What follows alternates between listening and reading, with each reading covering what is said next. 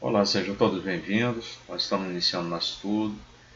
Vamos pedir ao Mestre Jesus e aos bons espíritos, né, nossos anjos guardiões, protetores, que estejam com essas vibrações positivas, né, para nos intuir, para entendermos melhor o que vamos falar agora. Nós estamos agora nessa nossa 24ª aula de estudo, falando sobre animismo e espiritismo, né? Dentro desse nosso assunto, nós vamos abordar o tema personismo e animismo ainda, foi o que nós vimos no estudo passado sobre personismo e animismo. Vale lembrar que essas aulas, esses estudos, eles se baseiam na apostila da fé, né, e no livro dos médiuns, aí dentro do qual nós buscamos em outras literaturas espíritas, né, e literaturas publicadas pela editora da FEB e outras editoras espíritas, mas sempre de pessoas importantes, estudos importantes que nós possamos somar aqui para o nosso aprendizado. É claro que nós estamos tratando do estudo básico. Aqui não é nenhum estudo para que se possa ir para uma mesa mediúnica. É um estudo informativo que nós precisamos ter dentro da doutrina. Faz parte do estudo básico, né, da nossa doutrina, estudar o livro dos médiuns, e nós estamos ampliando com esse nosso estudo básico de mediunidade. E vamos falar hoje de um assunto que foi tratado há muitos anos, lá pelos anos 1800, por Alexander Aksakov. É um russo. Ele era professor de uma academia lá que chamava Leipzig, né, diplomata. Ele era conselheiro do czar russo na época, o Alexandre III, né? E ele também era doutor em filosofia. Ele ficou bem notável por causa das investigações que ele fez, né, nessa análise de fenômenos espíritas, né, durante aquele século lá XIX. Ele já tratava do mediunismo antes de analisar o espiritismo com a vinda da doutrina por Allan Kardec, da codificação, né, que Allan Kardec nos trouxe. Mas já se tratava desse mediunismo lá na Rússia há bastante tempo. Mas ele realizou então diversas pesquisas, né, com alguns dos mais conhecidos sensitivos naquela época, porque ele queria provar a veracidade das informações que Kardec colocou na codificação, que muitos combatiam. Então, com o resultado, ele acabou publicando alguns livros, dois dos quais nós temos pela FEB Editora.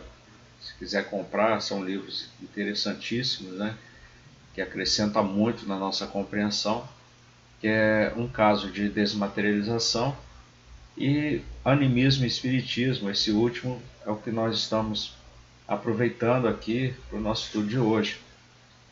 E ele falava na introdução desse livro Animismo e Espiritismo que era muito importante, extremamente importante, reconhecer e estudar essa existência dessas atividades, né, desse elemento inconsciente da nossa natureza. Assim ele falava, né? E ele falava não apenas estudar esse elemento, mas sim, todas essas variadas manifestações, né, que se diziam muito extraordinárias na época, ainda hoje algumas, né, como nós vemos, né, no caso do animismo. E animismo é uma palavra que ela deixa assim para nós um pensamento muito amplo, né, uma diversificação muito grande dentro desses fenômenos. Porque num ponto de partida assim, nós podemos dar razão de ser desses fenômenos às pretensões do Espiritismo. Porque se alguma coisa sobrevive a esse corpo e persiste, é o nosso inconsciente, né? Ou melhor, a nossa consciência interior, que não conhecemos presentemente, mas que constitui o elemento primordial de toda a nossa individualidade. E o Aksakov ele trata disso, ele fala bem sobre essa questão. Tá? Tem uma observação aqui interessante que diz o seguinte, que ele classificou 3 hipóteses que reafirmam a existência dos fenômenos como mediúnicos. Ele classificou o personismo, o animismo e o espiritismo.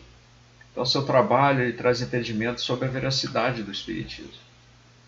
Quando ele traz essa classificação para a gente, fica mais fácil de entender o que é realmente o que nós somos, vamos dizer assim, né? Dentro dessas três hipóteses, né? Então nós precisamos entender, nós já falamos em dois estudos passados, aquela classificação do personismo, que ele fala que são fenômenos psíquicos inconscientes, né, que se produzem no limite da esfera, né, do nosso corpo, né, quer dizer, do corpo do médium, né, naquele caráter distintivo, né, ou seja, intermediúnico, né, porque o médium é aquela ponte entre o plano espiritual e o plano material. Então, principalmente, isso é uma personificação que a gente observa ali. Ou seja, uma apropriação, uma adoção, né, do nome, às vezes, muitas vezes, do caráter de uma personalidade estranha do médium. Então, o personismo é isso. Esses fenômenos elementares do mediunismo. Por exemplo, a mesa falante, a escrita, a palavra inconsciente.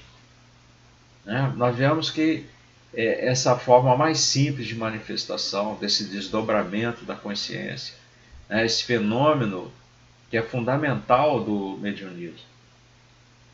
Aí nós vemos que os fatos dessa categoria eles vão revelar um grande fenômeno dessa dualidade do ser psíquico, né? Da não identidade do eu individual interior inconsciente, porque esse eu pessoal, na verdade, o que está sendo promovido é o exterior inconsciente, que é o que se manifesta. Então, eles vão provar que essa totalidade do ser psíquico, né, que está ocorrendo ali com o médium, naquele centro, né, mais grave, vamos dizer assim, não está no eu do médium, aquele eu pessoal. Né?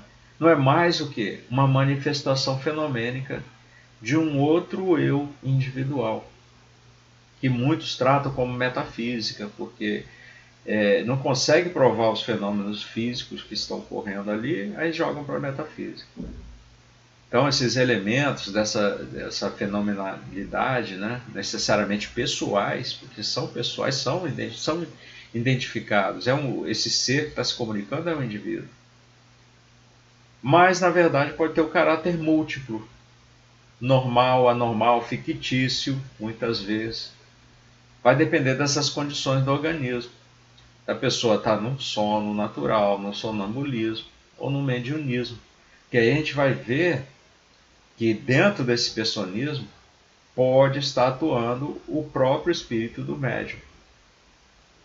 Muitas vezes nós precisamos identificar isso, porque conforme nós vimos no estudo passado, você tem que aprender a identificar essa comunicação, porque pode ser um espírito, né, desencarnado, mas pode ser o próprio espírito do médium. Então, por isso que ele fala que tem um caráter múltiplo, normal, anormal ou fictício. E pode ser até uma imaginação do próprio médium. Tudo tem que ser analisado. Não pode dar como verdadeiro simplesmente porque a pessoa é um médium com a mediunidade ostensiva. Tudo tem que ser analisado. Tá? Então, na segunda o segundo fenômeno, né? A segunda hipótese, vamos dizer assim, que ele classifica já é o animismo. Aí nós vamos entender por que ele tratou do pessonismo antes, né? Por que ele fala em pessonismo antes, foi isso que a gente acabou de explicar. E depois o animismo, por causa dessa questão da multiplicidade de fenômenos que podem ocorrer. Então, esse animismo é um fenômeno psíquico inconsciente, né? Ele é produzido, né, dentro, vamos dizer assim, sem um contato, né, sem materialização. Essa manifestação culminante desse desdobramento psíquico, né, são os elementos da personalidade que vão transportar aos limites do corpo. Porque nós sabemos que o nosso perispírito ele ultrapassa o nosso corpo físico, ele não fica enclausurado, fechado dentro dessa caixa, né, vamos dizer assim, do nosso corpo. Ele ultrapassa esse limite. E aí existem manifestações à distância. São efeitos que não são somente psíquicos, porque há interação do perispírito, né? Então, nós temos que o perispírito é uma forma de matéria, é um formato de matéria, mais etéreo, mas ainda é físico. Por isso que nós temos alguns fenômenos ainda plásticos, vamos dizer assim, uma certa plasticidade, um toque, né, uma formação. Nessa plena esterilização, né, que pode ter algum objetivo ou não. Mas o que vai provocar no meio em que há essa interação, né, e mais o elemento psíquico, né, um fenômeno que não seja um simples fenômeno da consciência, mas que tem esse centro de força substancial, pensante, organizador, e temporariamente ele pode até criar, simular um órgão, vamos dizer assim, um espírito desencarnado, ele pode se materializar. Então você está vendo que é uma interação da matéria, já não é psíquico, não é um fenômeno psíquico, porque outros poderão enxergá-lo também, se ele se materializar, e pode formar um órgão, uma mão, né, uma cabeça, né? Ou então se aparecer de corpo inteiro, com uma bolsa, um vestido, ou uma outra roupa qualquer, que é visível. Tá? No caso de ser invisível, aí seria um fenômeno psíquico, porque só o médium, com o equipamento mediúnico dele, né, no seu cérebro, poderia registrar o que ele estaria enxergando, vendo, e outros não. Então, nesse caso do animismo, vamos dizer assim, o próprio espírito do médium, que se extrapola, né, do corpo físico, ele também pode fazer essa simulação temporariamente. Né? Por exemplo, a transfiguração. Né? Você pode muito bem exteriorizar o seu perispírito e materializar, modificando o seu rosto, o visual. E lembrando, né, que dentro desses fenômenos todos, né, essa palavra alma, que é por isso que é animismo, né, ânima, né, tem um sentido geralmente dentro do espiritismo, né, ou no espiritualismo, um sentido muito forte que justifica plenamente o emprego da palavra animismo, porque a alma é o espírito encarnado, por isso animismo. O animismo não vai ocorrer com o espírito desencarnado, né? Porque provém da alma. A alma ela é produzida com o conteúdo do perispírito em contato com a matéria do corpo do qual o espírito está encarnado, né? Essa produção desses elementos, desses fluidos.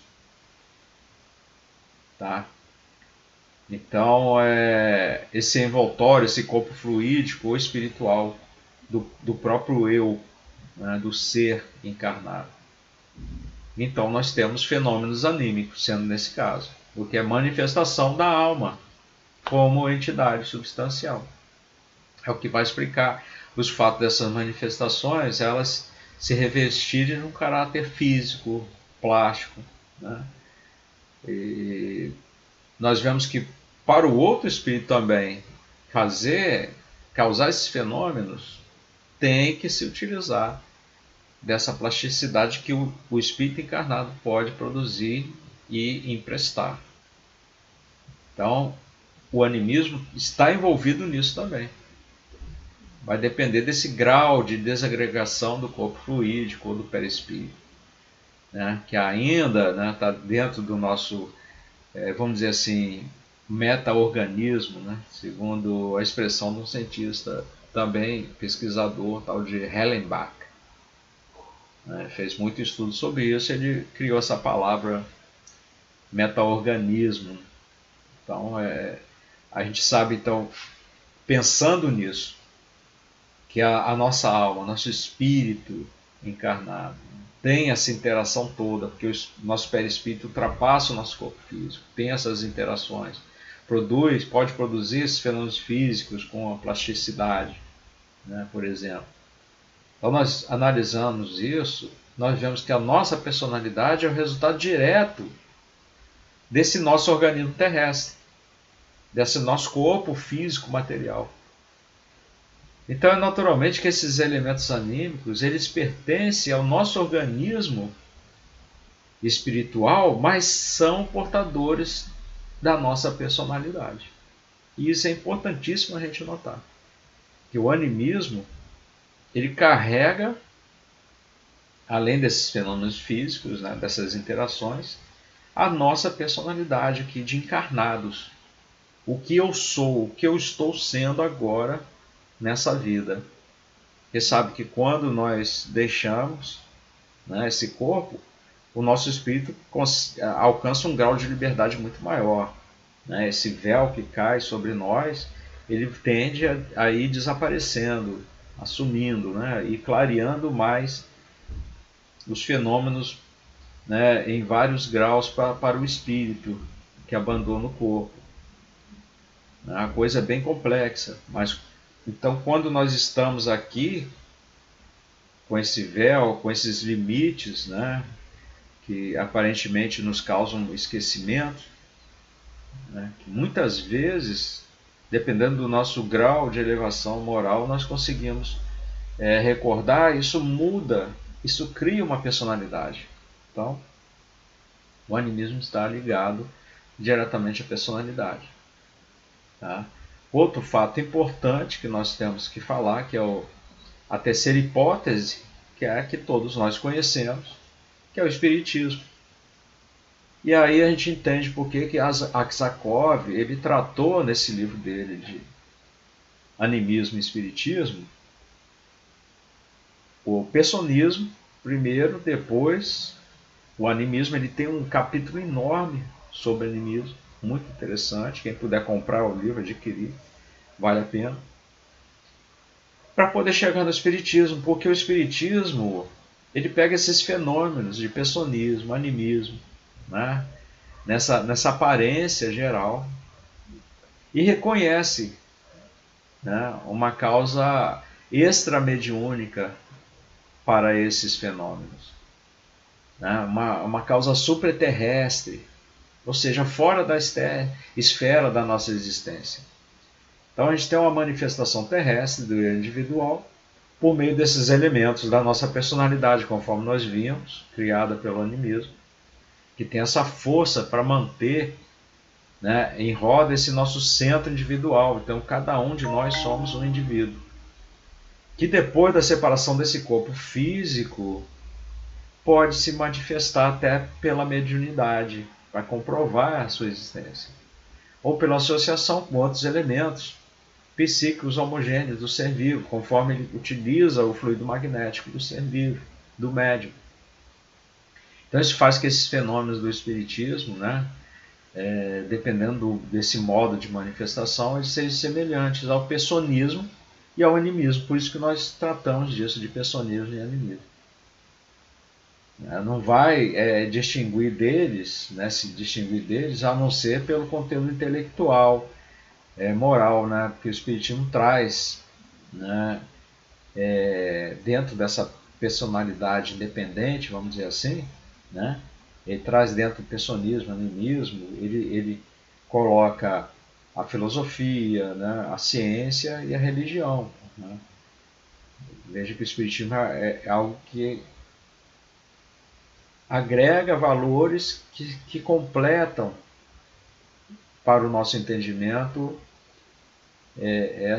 dentro dessa codificação que Kardec nos trouxe. A única dificuldade que às vezes apresenta, né, muitas vezes, é que se a gente for tratar essas três hipóteses, né, nós vamos ver separadamente, mas nós vamos ver que elas têm o mesmo fundamento para explicação de um só fato. Né? Os três explicam, se baseiam no mesmo fundamento para explicar o fato. Então, assim, dentro desse fenômeno de personismo, poderia também ser um caso de animismo, ou do espiritismo, falando de um modo mais completo. Né? Então, o problema é decidir qual dessas hipóteses é necessário você atender para dar a sua explicação, porque muitos se enganariam, conforme a Aksakov fala, se pensasse que só uma seria bastante para determinar e dominar todos esses fatos. Então nós sabemos que precisamos do Espiritismo,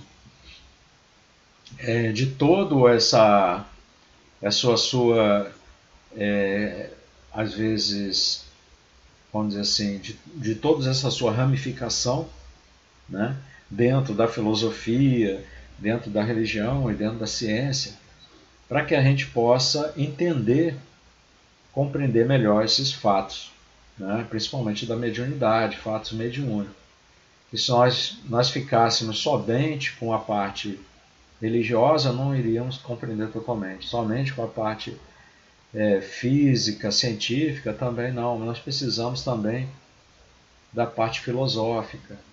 Então você veja que é uma doutrina completa, até mesmo dentro de um único fato, de um único estudo que nós estamos apresentando aqui com três hipóteses, né? Personismo, animismo e espiritismo. Nós precisamos englobar várias áreas para que se possa trazer à tona essa verdade, esse entendimento. Tá ok? Então nós vamos ficando por aqui. Espero que vocês leiam. A referência Animismo e Espiritismo, de Alexandre Aksakov.